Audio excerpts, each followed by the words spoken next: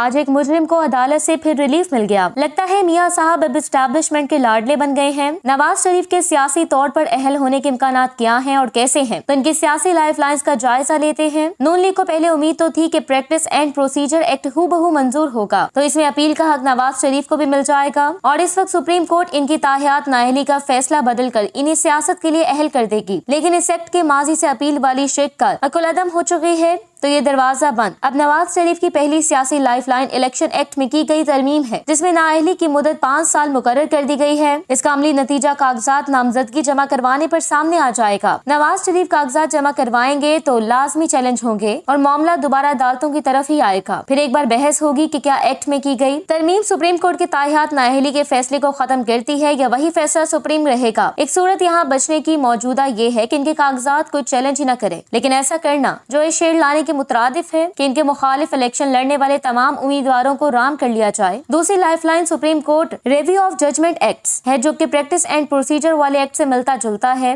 اس میں supreme court کے 184 کے تحت فیصلوں میں ون ٹائم اپیل کا حق دیا گیا تھا۔ یہ ایکٹ بندیال صاحب جانے سے پہلے کالعدم کر کے جا چکے ہیں۔ اب پریکٹس ایکٹ بحال ہونے سے اپیل کا حق ادا کیا گیا ہے، تو اگر حکومت وقت اس ایکٹ کے فیصلے کے خلاف اپیل کر دے اور وہ ایکٹ بھی بحال ہو جائے تو نواز شریف کو ایک بار اپیل کا حق مل سکتا ہے، لیکن نااہلی ختم ہو اس کی گارنٹی بہرحال موجود نہیں ہے۔ اپیل مسترد بھی ہو سکتی ہے۔ تیسری لائف لائن بھی موجود ہے، اور یہی وہ لائف لائن ہے جو کہ نواز شریف کو آسانی سے سیاست میں واپس لا سکتی ہے۔ اگر اس درخواست کا فیصلہ ہو جائے تو نواز شریف کی تاحیات نااہلی اہلیت میں بدل سکتی ہے۔ ناظرین کو یاد ہوگا کہ فیصل واوڈا کی تاحیات نااہلی کا کیس جب الیکشن کمیشن اور اسلام آباد ہائی کورٹ کے بعد سپریم کورٹ آیا تو انہوں نے فیصل واوڈا کے کیس میں تاحیات نااہلی کو سیاسی حق تلفی اور ظلم قرار دیا۔ فیصل واوڈا کو تاحیات نااہلی سے صاف بچا لیا گیا، تو آئین کے آرٹیکل 62F1 کی دوبارہ حقیقی تشریح اور تاحیات نااہلی کو ختم کرنے کے لیے سپریم کورٹ بار کی آئینی درخواست سپریم کورٹ میں زیر التوا ہے۔ چیف جسٹس قاضی فائز عیسیٰ اگر اس درخواست کو شرف قبولیت بخش دیں گے تو نواز شریف صرف اس ایک فیصلے کے نتیجے میں پارلیمانی سیاست میں واپس آ سکتے ہیں۔ حالات بتاتے ہیں کہ ایک نیا لاڈلا پاکستانی سیاست کو مل گیا ہے، جس کو جتوانے کے لیے ہر ممکن کوششیں کی جا رہی ہیں۔ پاکستان میں پھر وہی گھسی پیٹی سیاست شروع ہونے کو ہے، اور یہ سب کچھ اتنا واضح ہے کہ پرویز الہی بھی چیخ اٹھے ہیں۔ پرویز الہی کا کہنا تھا کہ انصاف تو وہ ہے جس کو عوام تسلیم کرے اور ہوتا نظر بھی آئے۔ پرویز الہی کا کہنا تھا کہ ہم نے بطور جماعت اور تحریک انصاف نے بطور جماعت ہمیشہ اداروں اور عدالتوں کا احترام کیا، جبکہ شریفوں نے ہمیشہ ججز کے خلاف سخت باتیں کی، لیکن نواز شریف لاڈلے کے لیے سارے ریلیف اور باقیوں کے لیے سختی ہے۔ نواز شریف ججز کے خلاف بولتے ہیں، لگتا ہے جج باتیں بھول گئے ہیں۔ اس ملک میں قانون کی کب کسی نے سنی؟